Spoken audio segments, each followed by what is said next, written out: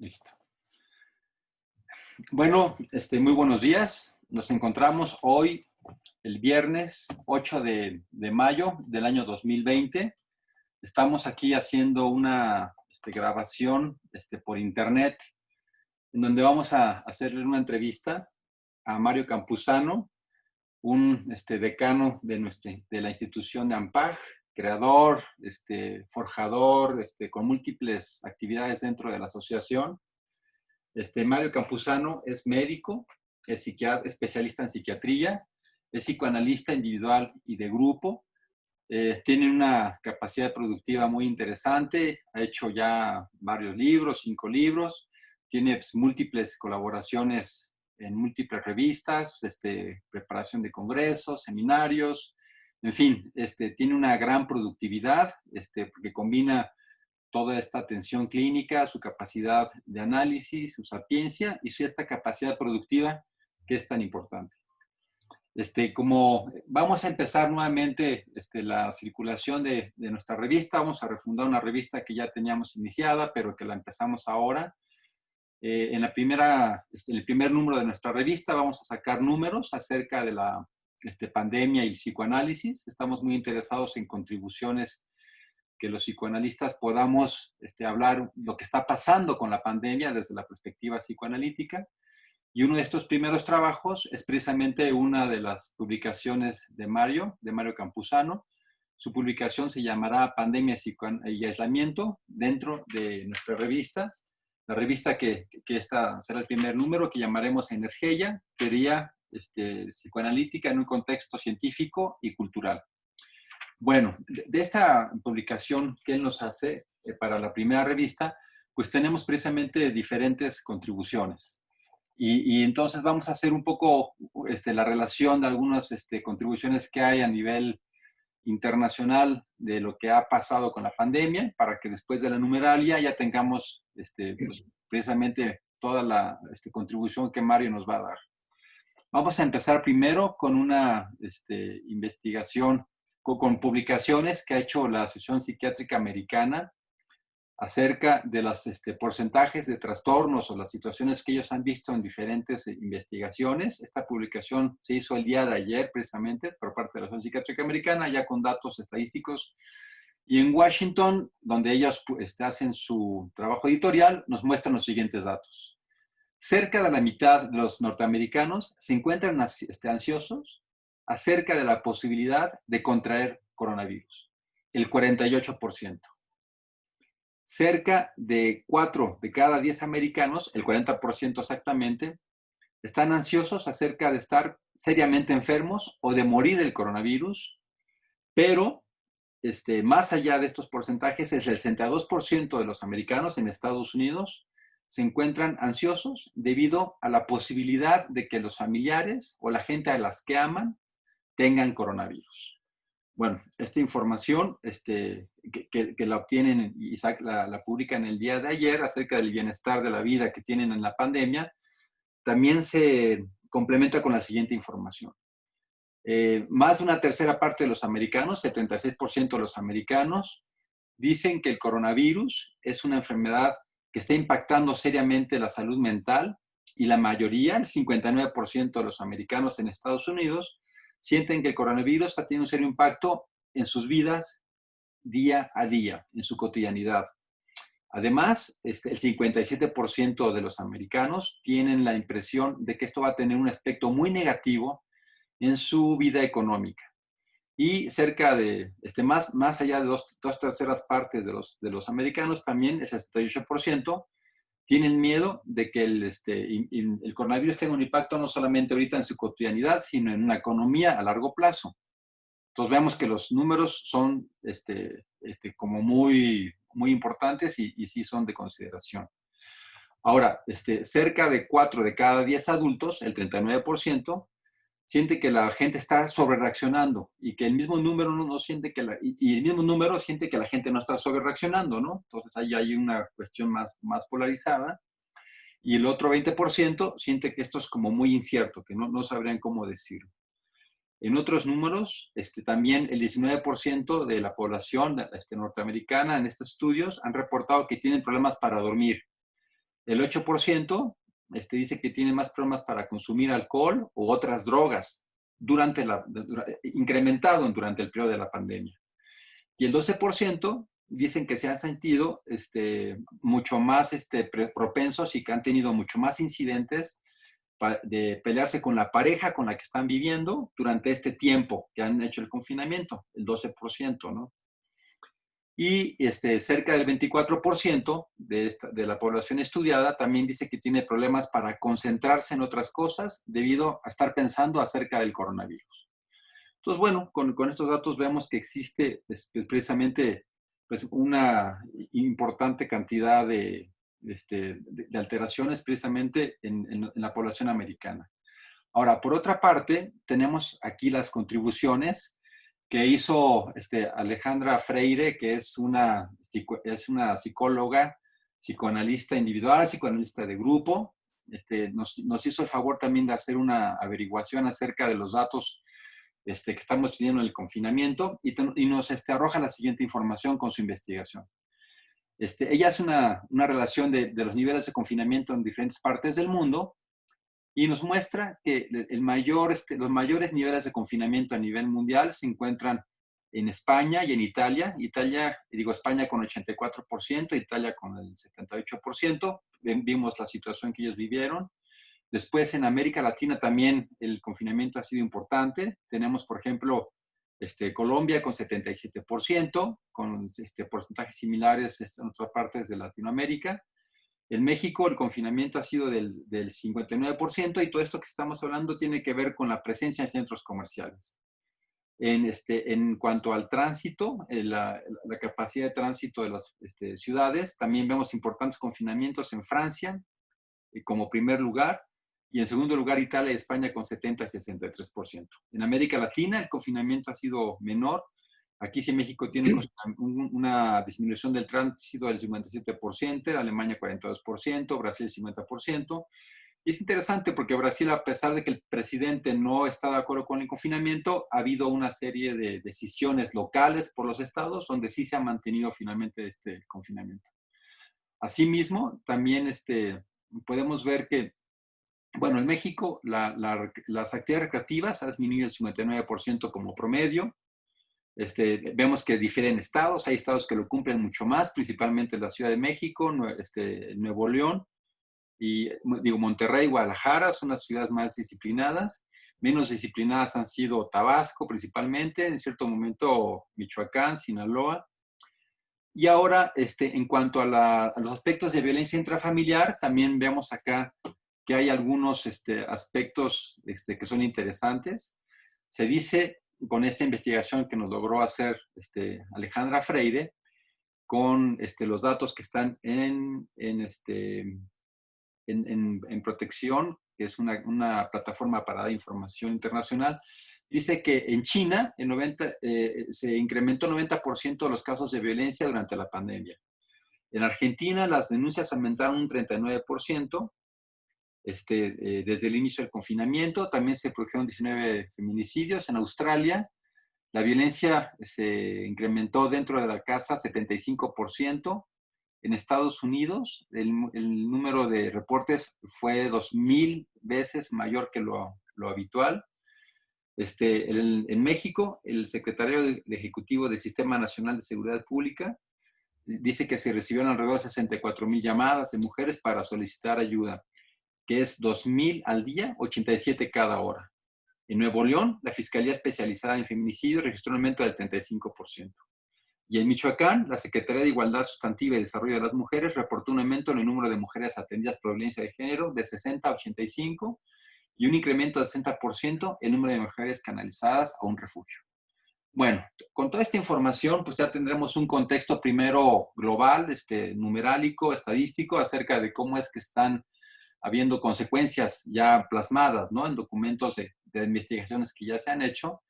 Pero ahora ya con esta introducción, pues vamos a pasar precisamente primero a que pues nuestro invitado y nuestro gran mentor de nuestros seminarios, pues nos pueda hablar un poco del artículo que hizo para nuestra primera contribución de pandemia y psicoanálisis en nuestra revista, de su publicación, acerca de la pandemia y el confinamiento.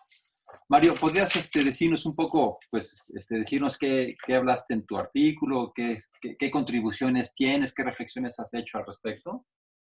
Bueno, entre los datos que tú obtuviste y los que obtuvo Alejandra, lo que se ve muy claro es que la primera reacción de las poblaciones en general, ¿no? Pues sea México, Estados Unidos, cualquier país, ante una amenaza tan grave como enfermarse y aún morirse, pues lo que aparece en primer lugar es el temor y la angustia, pues, o sea, que son aunque tienen sus diferencias, son reacciones muy similares, ¿no? Vamos a utilizar, para no abusar de una terminología técnica, la concepción de temor más que nada. Y el temor, igual que la angustia, pues es una reacción necesaria, en primer lugar. Es una, es un aviso de alarma de que hay un riesgo, de que hay una amenaza. Justamente el problema no es tener temor, el problema verdadero sería no tener temor, porque entonces se expondría uno a riesgos inmensos. Y eso es lo que sucede cuando se niega el temor. Pero claro, también el temor se puede tratar de manejar con mecanismos de defensa variados. La primera defensa y el primer mecanismo de defensa, y ese es muy, muy frecuente en México, es la negación. Cuando la pandemia estaba en Europa y recién iniciaba en México, me acuerdo que un día abordé un taxi y el taxista me decía, oiga, ¿y usted cree que eso del virus sea cierto? ¿O es una más de las mentiras que nos dicen? Cuando ya en todo el mundo eso sucedía, cuando ya no solamente en los periódicos, que a lo mejor no leía, pero en el radio, en la televisión, en todas partes la situación aparecía, pero claro, él tenía que seguir trabajando su taxi y entonces pues, le convenía más para seguir equilibrado en su trabajo, que no podía abandonar, pues negar el temor y negar la realidad. Al lado de la negación hay un mecanismo muy, muy semejante, que es la trivialización, y es un mecanismo muy mexicano, la trivialización. Eh, eh, yo les he hecho observaciones de repente a algunas personas o a algún conjunto de que van a hacer algún trabajo colectivo y entonces dicen ellos, no hay problema porque nos cuidamos y nos cuidamos y hacen un trabajo colectivo cuando la indicación sanitaria es el aislamiento social. ¿Qué es lo que entienden por cuidado? ¿No? Entonces, pero, entonces, no pasa nada porque nosotros nos cuidamos, nos podemos reunir, nosotros nos cuidamos. Entonces, de repente, la fiesta familiar se hace, no se hace como lo deberíamos de hacer utilizando alguna de estas plataformas de comunicación para que cada quien esté en su casa con su comidita, con su bebida, la que le guste o la que tenga a la mano, sino que se siguen reuniendo físicamente. Entonces, la negación y la trivialización del riesgo son dos de los mecanismos más frecuentes y los dos son muy, muy, muy usados en México. No sé si en el resto del mundo, supongo que en alguna medida, pero en México son típicos. Hay otros factores que también se dan como cuando personas muy frágiles o en momentos en que se fragilizan por alguna noticia, por ejemplo, la muerte de un ser querido, de un familiar o algún amigo muy cercano, algún compañero de trabajo, se produce una desorganización psíquica, se produce una ¿qué diríamos? Una pérdida juicio habitual, se produce una infantilización en el comportamiento durante el cual se pueden cometer pues, actos riesgosos para la salud cuando la gente en general es cuidadosa. Incluso en casos extremos, suceden cosas terribles. Me recuerdo de una mujer que se desorganizó mucho en el primer temblor grande en 85. En el segundo del 17 se desorganizó tanto que bajó de manera completamente imprudente las escaleras, se cayó y se desnucó y se murió. El problema es que para los vecinos fue que nadie, que tuvo que tardar tiempo en recogerse el cadáver porque los ministerios públicos estaban muy ocupados por la cantidad de muertes que había para ir a pasar por este otro.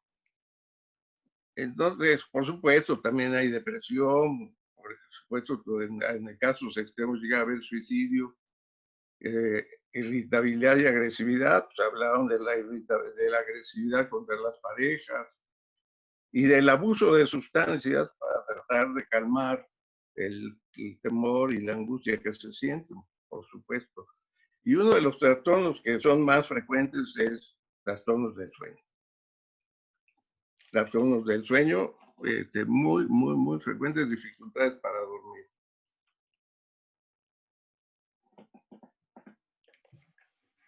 Y esto es en población general.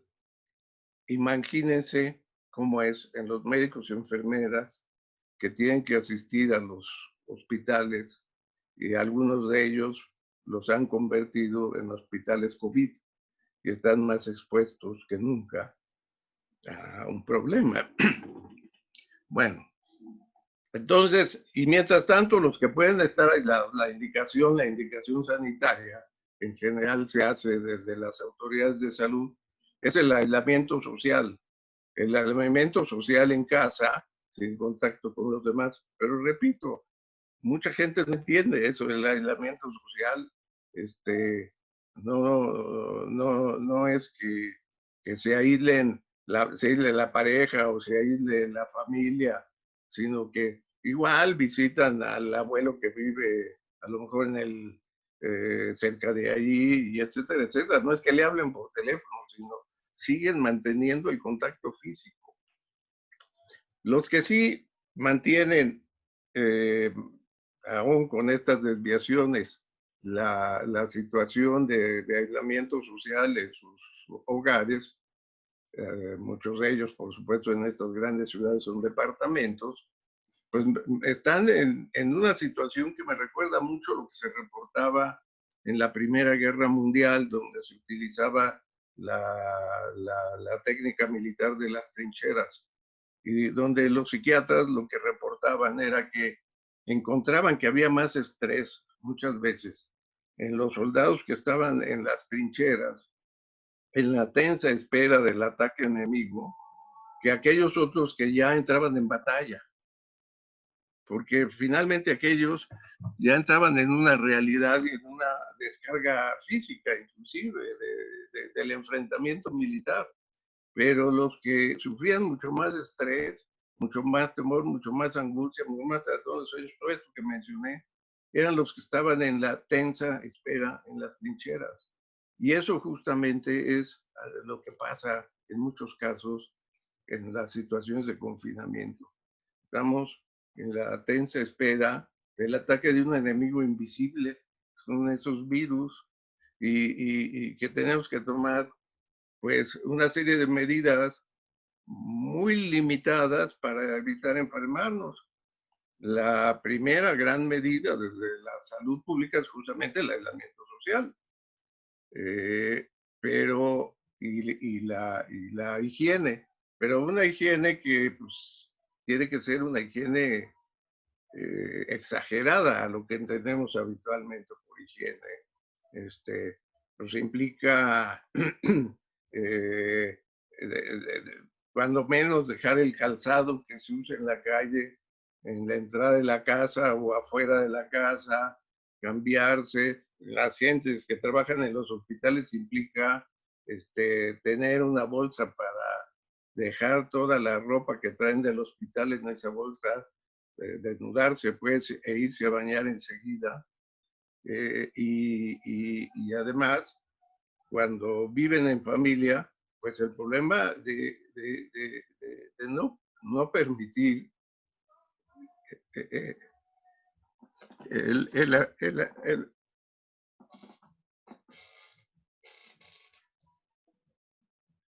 los hijos, pues. Eh,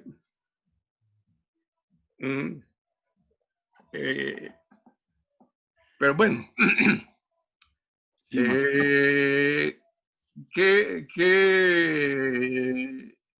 ¿cuáles son las experiencias para las situaciones donde incluso se llega a la defunción? Pues la defunción también se vuelve un problema. Eh, no,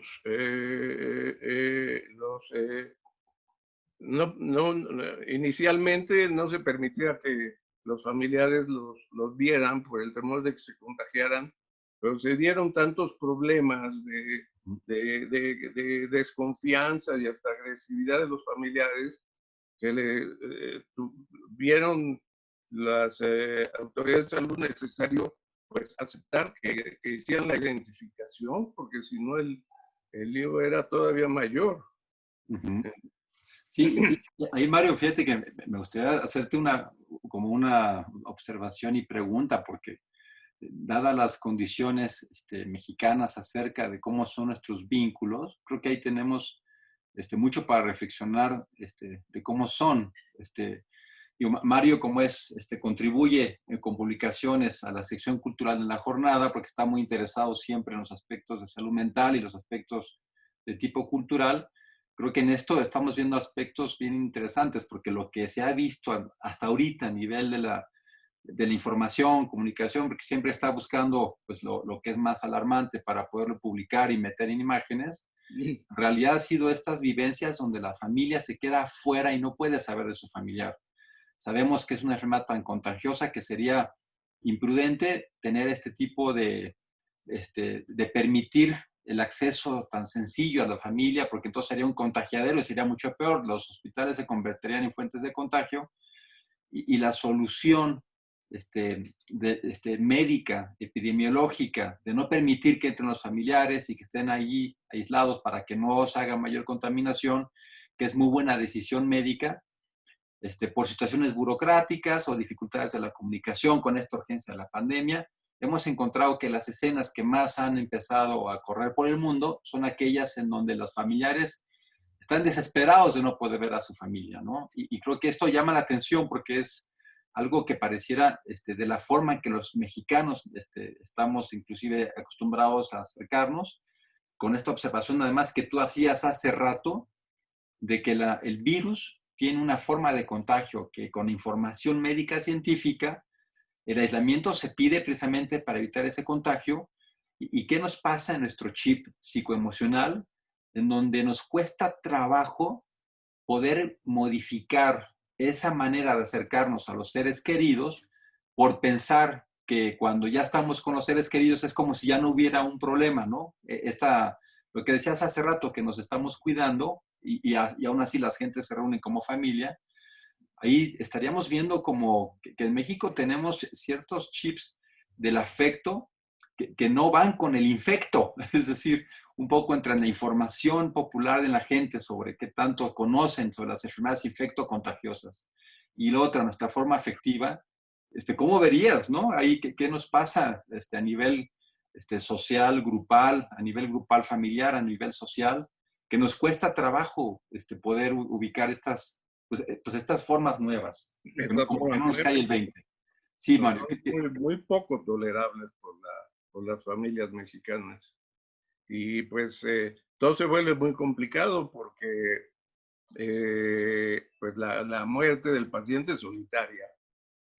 Es difícil para él, supongo, y es difícil para la familia que no puede estar, que ni siquiera puede estar afuera del hospital, porque como se empezaron a dar agresiones, pues ahora hay fuerzas militares o policíacas afuera de los hospitales y y se les pide a los familiares que se vayan. Y cuando ya les avisan en los casos graves de que el paciente falleció, pues las indicaciones son de cremación y de cremación rápida. Entonces, a veces no puede ser tan rápida porque por la saturación de los crematorios. En el caso de un amigo que murió, pues tuvieron vamos a decir, una, una especie de velatorio familiar en su domicilio porque les avisaron que no podían trasladarlo del hospital al crematorio porque no había espacio en el crematorio hasta las 12 de la noche.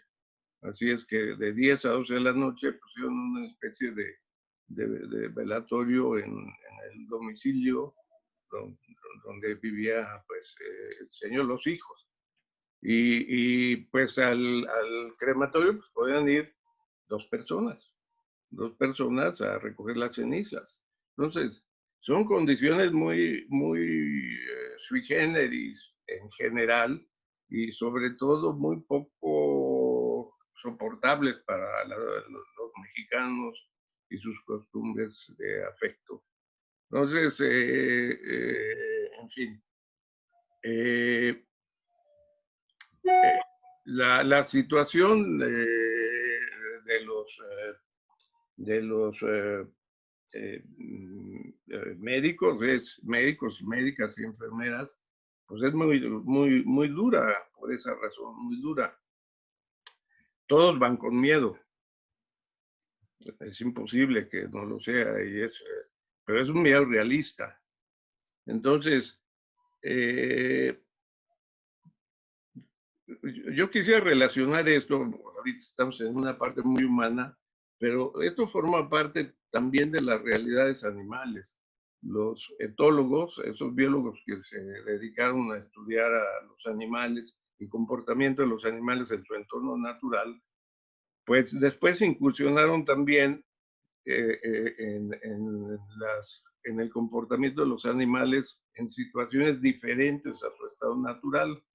Y entonces ellos encontraban que en el tema de la agresión cosas muy importantes, que la mayor parte que los animales en general no tienen la agresión intraespecie como la tienen los animales humanos.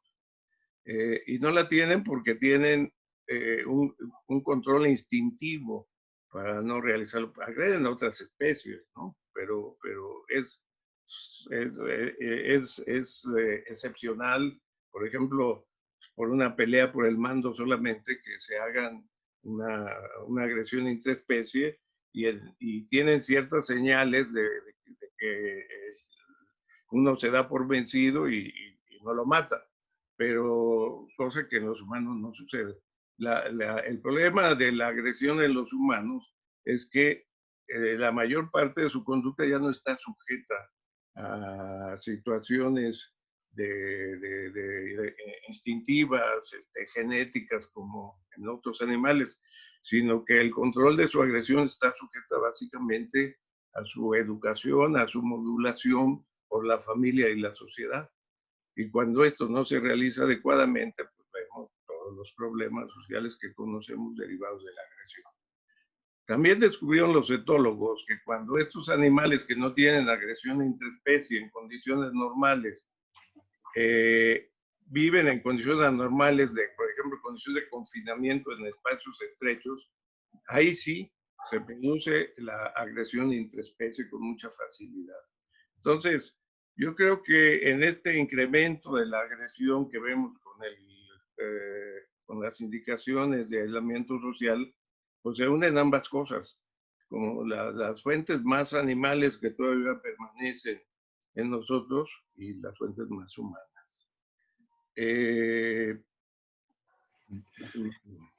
Mario, me interesaba mucho también, Mario ha escrito un libro muy interesante acerca de la dinámica de las parejas y en las partes introductorias inclusive hace un análisis histórico-social sobre cómo es que las parejas son influidas de acuerdo al ambiente en el que se encuentran. Me interesaría mucho saber qué pensarías ahora que estamos hablando de pandemia y aislamiento, ¿cuáles son las contribuciones, o más bien las repercusiones que está teniendo este confinamiento en las familias, en las parejas en particular, y qué, a lo mejor, qué aspectos positivos pueden existir? Y desde una perspectiva psicodinámica más de fondo, ¿qué tipo de experimento sería ¿no? Para saber qué cosas se dan en lo intrapsíquico inconsciente. Pues lo que yo he encontrado es que hay extremos.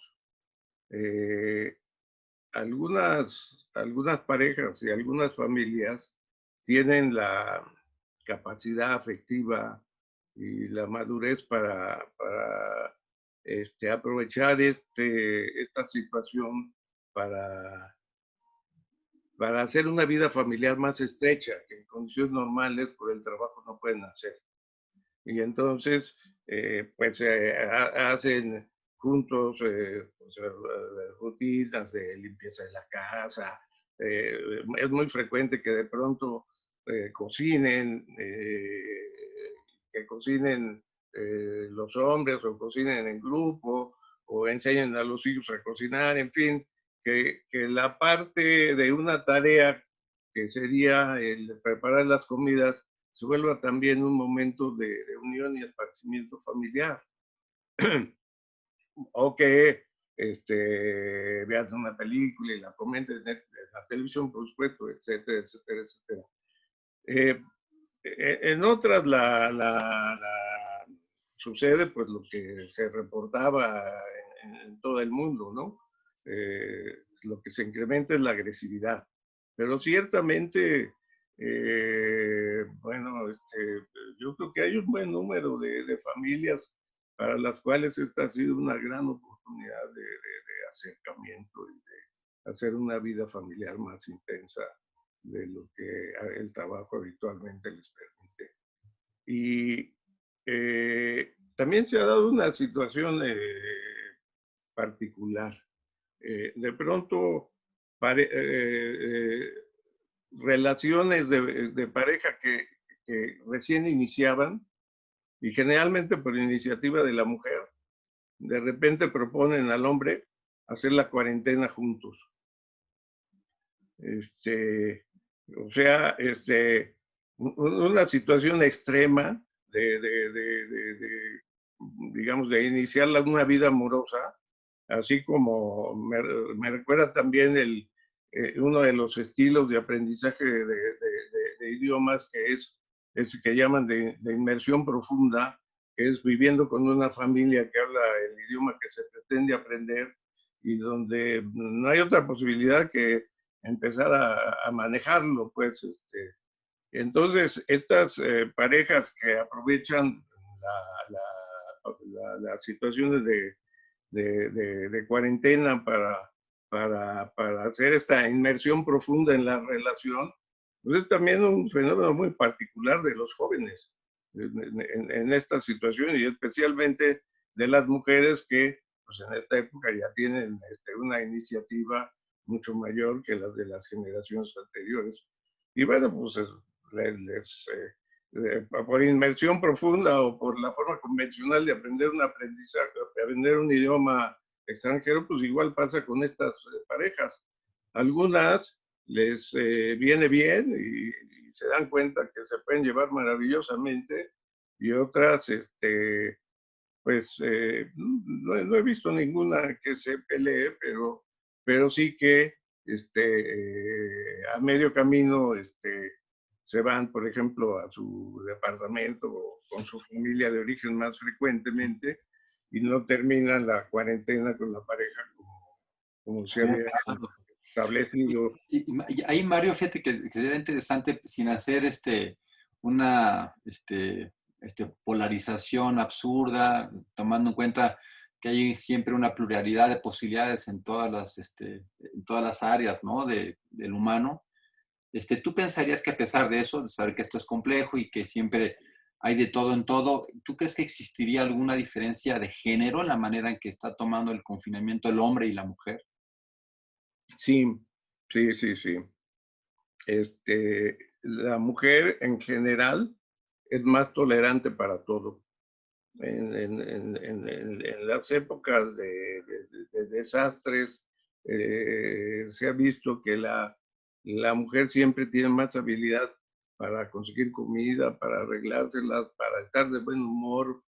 Los hombres tendemos a ser más malhumorados y agresivos. Entonces, Ok. como tendencia de género, por Sí. supuesto hay notables excepciones. De hecho, inclusive los datos parecieran confirmarlo, ¿no? La violencia es del hombre a la mujer principalmente, aunque por Ajá. supuesto no único, ¿no? Pero los datos parecen confirmar que hay una mayor tendencia, como tú dices.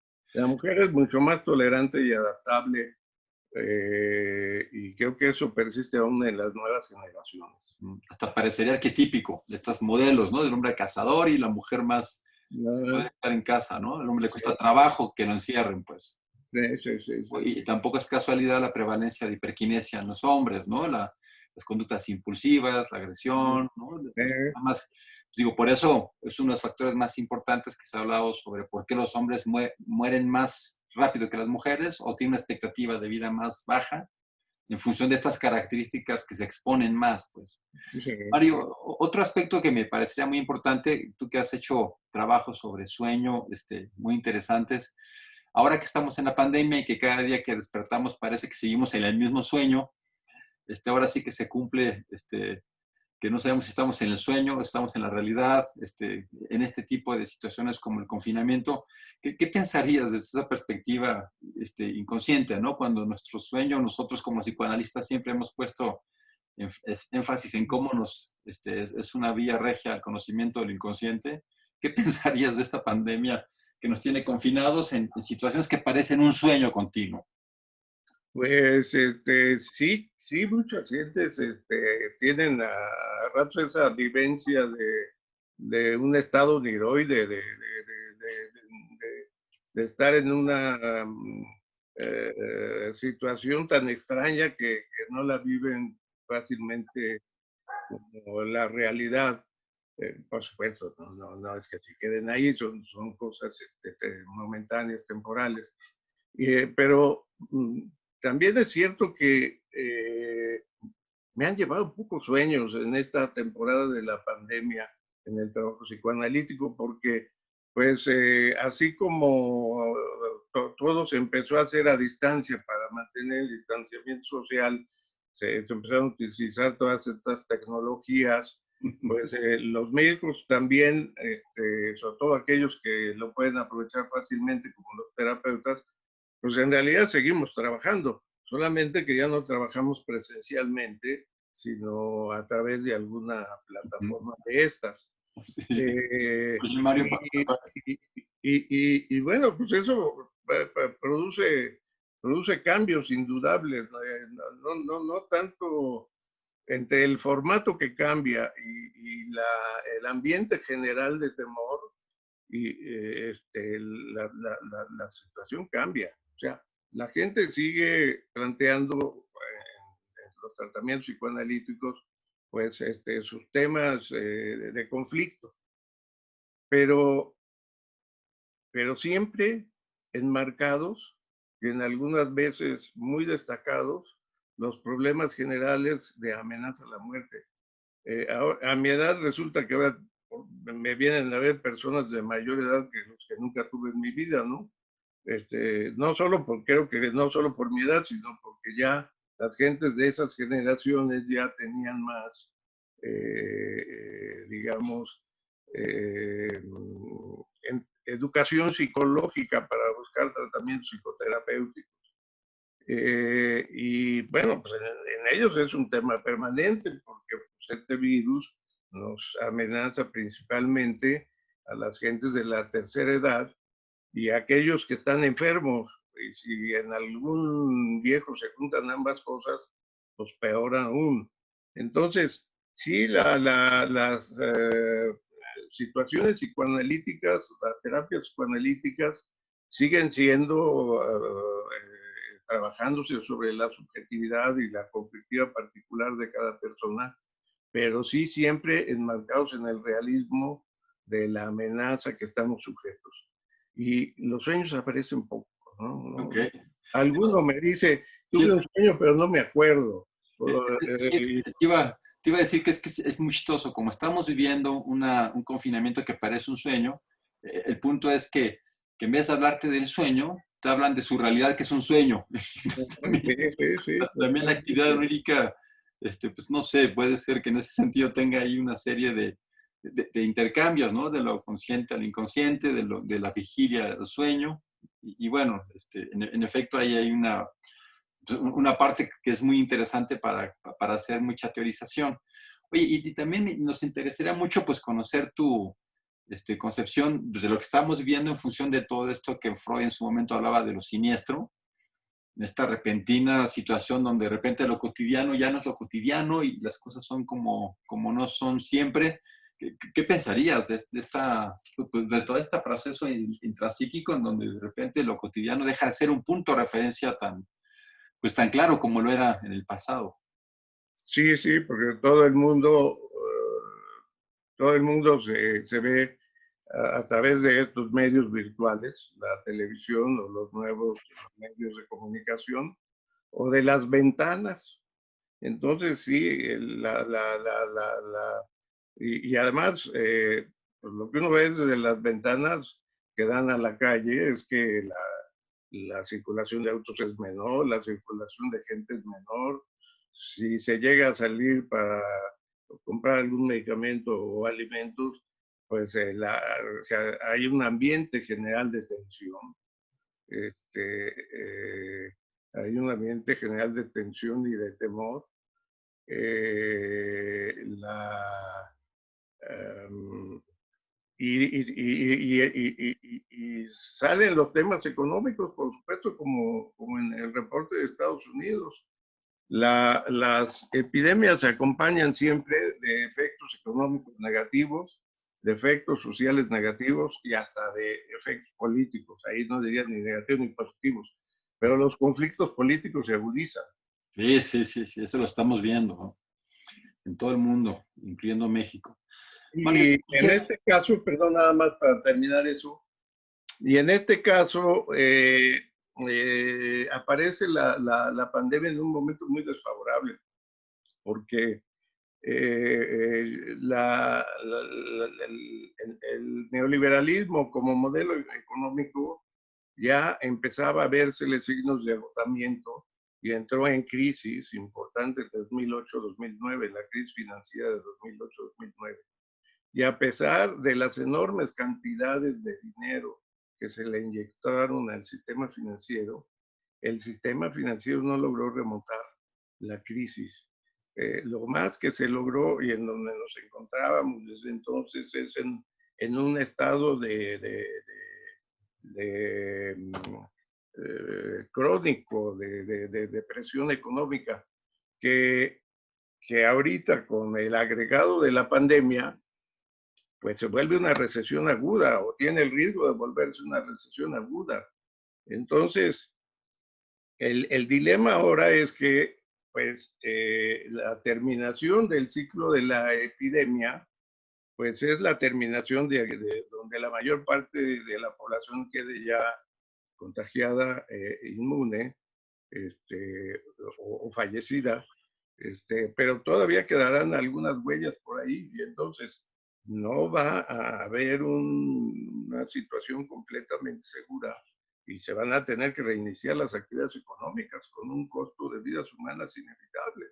inevitable. Porque si no nos hundimos por el virus, nos hundimos Sí, por la economía.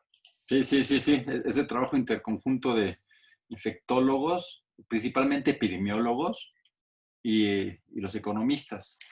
Tengo algunas preguntas, Mario, que antes que terminemos me gustaría poder hacértelas.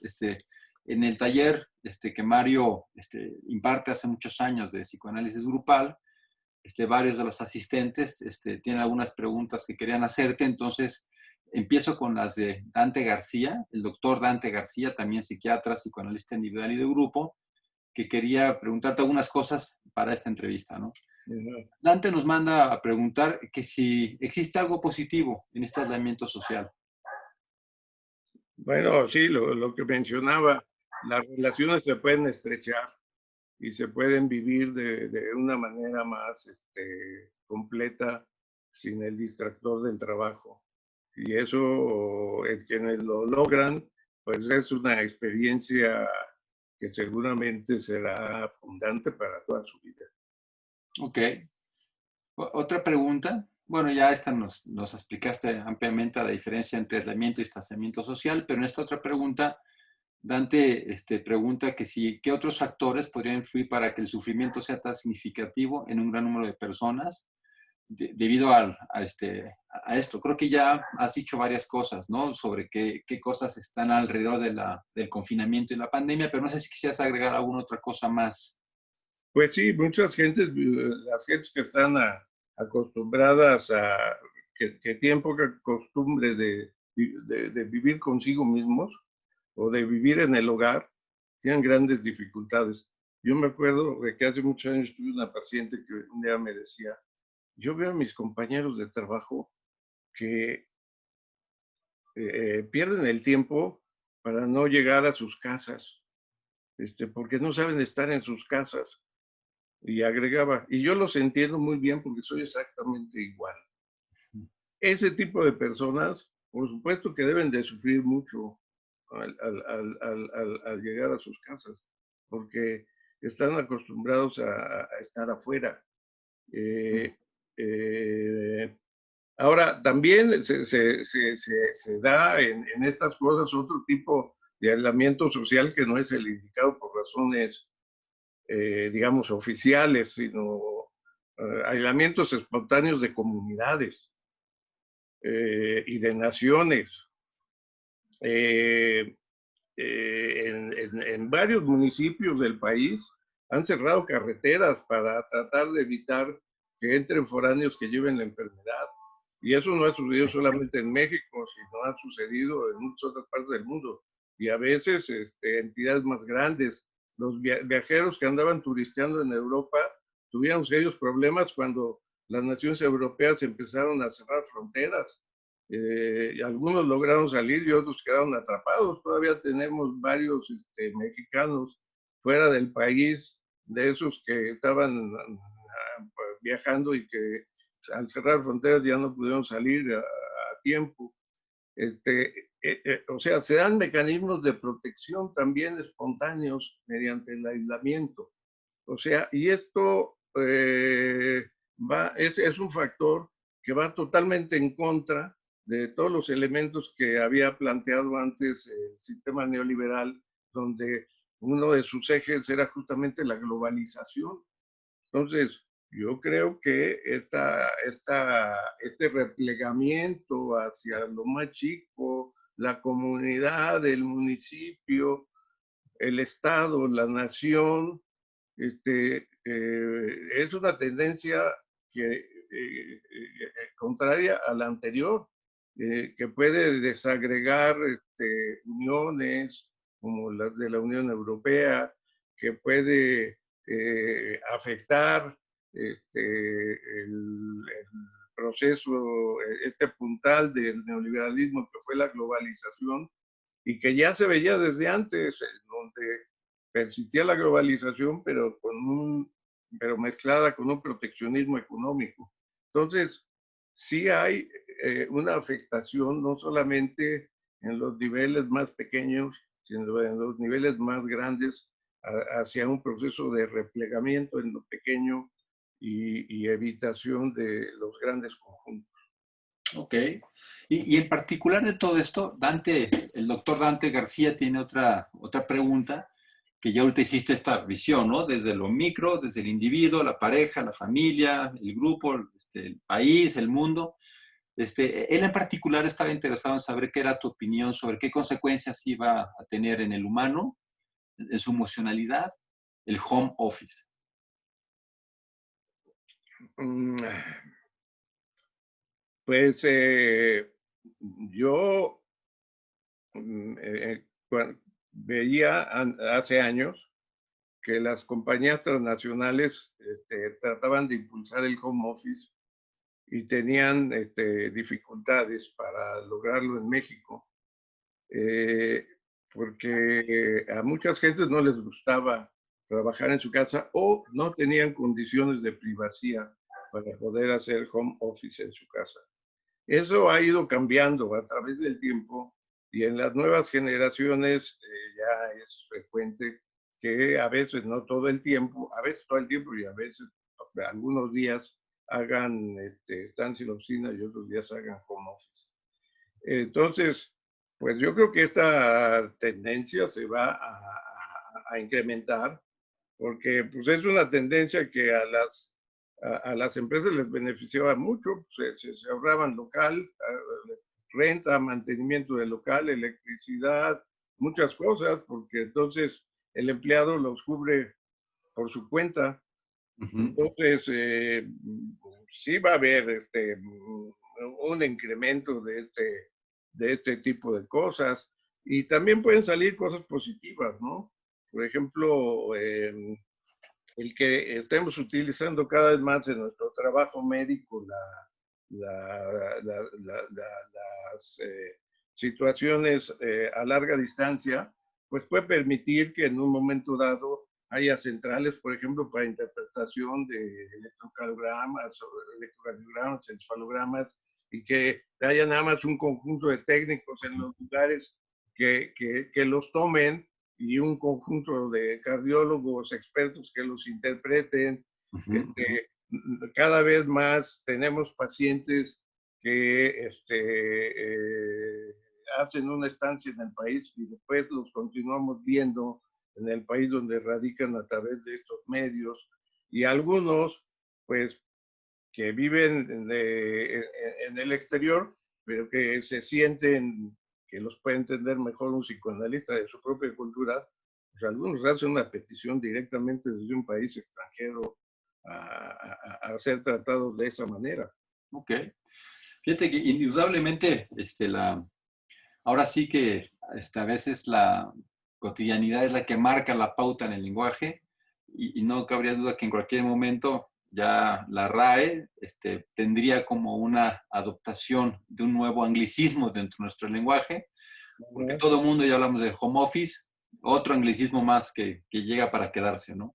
Sí. Luego, te voy a hacer una última pregunta, Mario, ya para terminar. Esta pregunta es de otra compañera del seminario de grupo, la psicoanalista individual y de grupo, Laura Valdés, que tiene esta pregunta. Dice, si pudieras profundizar para abordar la realidad en la que ahora nos encontramos en terapia y cómo se conjunta con lo interno y con lo inconsciente. Es decir, este sentir del analista que está inmerso en la problemática mundial y ya no tiene ese espacio con el paciente, ¿no? Donde era el mundo interno conflictivo del paciente, sino también es el analista que está en el mismo mundo conflictuado que el paciente. Bueno, a mí me llamó mucho la atención una comunicación de Nancy Williams, una psicoanalista norteamericana conocida, porque tiene un libro de psicopatología psicoanalítica, que es ahora el más difundido, en Estados Unidos. Y lo que ella decía es que pasar a lo que ella llama la teleterapia, le resultaba más agobiante. Eh, yo creo que a alguna gente, a algunos psicoanalistas les puede resultar más agobiante si trabajan en la forma tradicional de diván, en donde tienen que pasar de estar en esa situación de estar ocultos atrás del diván y hacer las interpretaciones desde ahí. Aquellos otros psicoanalistas que realmente pues prácticamente no trabajamos nunca en diván, sino siempre cara a cara, ya sea en terapias individuales o de pareja o de grupo o de grandes conjuntos. Eh, y, y entonces, pues esa parte, digamos, estamos más acostumbrados los analistas que trabajamos conjuntos multipersonales. Y la otra situación es que, pues, también en AMPAC hemos participado y en general en otros grupos de psicoanalistas y de psicólogos de otras especialidades han trabajado voluntariamente en las situaciones de desastres naturales, ¿no? Hemos tenido acá dos grandes temblores, el de 85 y el de 2017, y algunas otras cosas. Y entonces, pues en los desastres naturales, bueno, o de cualquier origen, pueden ser sociales también, en los desastres, pues el impacto es común en ambas partes. Pero hay una diferencia con la actual que destacaba un colega, Felipe Sánchez. En las otras ocasiones, eh, los muertos ya estaban muertos y los que quedábamos éramos los sobrevivientes.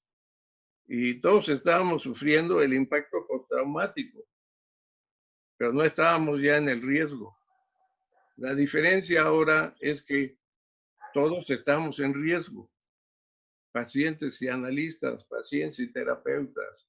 Y yo diría, en algunos casos, como aquellos que somos de la tercera edad, en mayor riesgo que los jóvenes.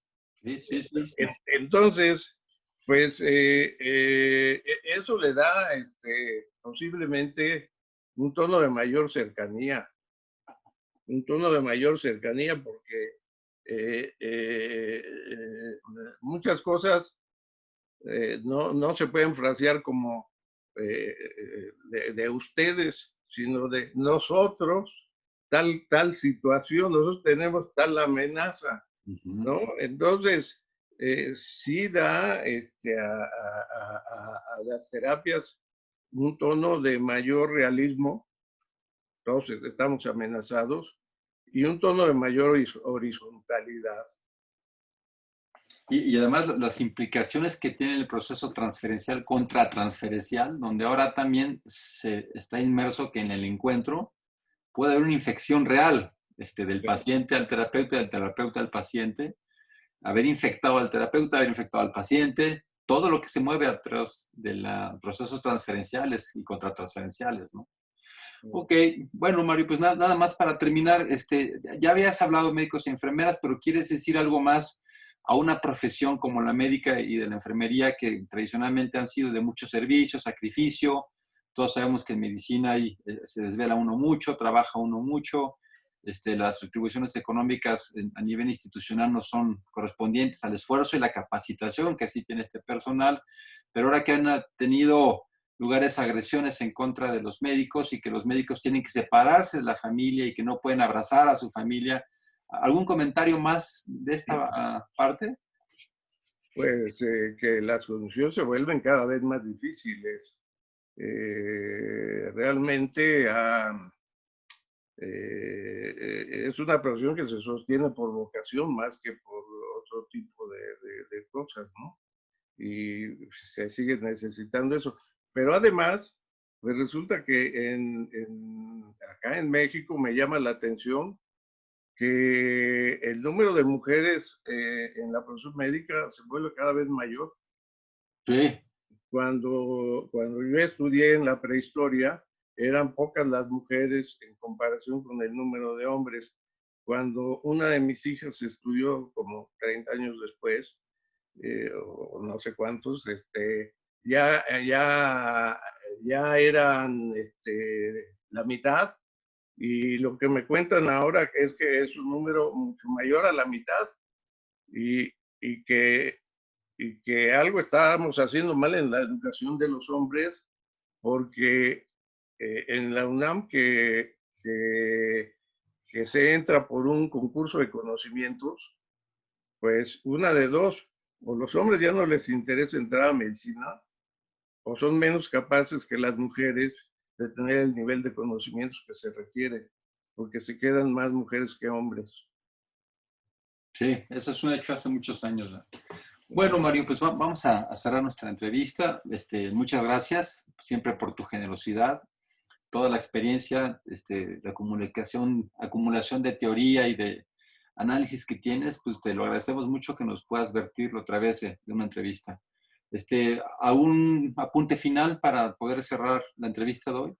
Bueno, agradecerte a ti la invitación, el dominio de estas nuevas tecnologías y a los compañeros con los que nos reunimos mensualmente, que, bueno, son muchas aportaciones, porque no es lo mismo, nunca es igual pensar solitariamente y que pensar en conjunto. Las discusiones conjuntas siempre agregan un plus importante a las reflexiones individuales. Entonces, la combinación de poder reflexionar uno individualmente y tener la, la, la, la, el privilegio de reuniones grupales con colegas es realmente mucho de agradecerse. Ok. Bueno, pues agradecemos a todos. Esta es nuestra primera entrevista de nuestro primer número, de nuestra primera revista que vamos ahora ya a empezar a publicar. Y pues Mario tiene esta primicia de poder ser el que nos puede dar esta primera inauguración y es la primera cara que vemos y con todo su conocimiento atrás. Muchas gracias. Hasta la próxima. Gracias a ti, Javier, y a todos.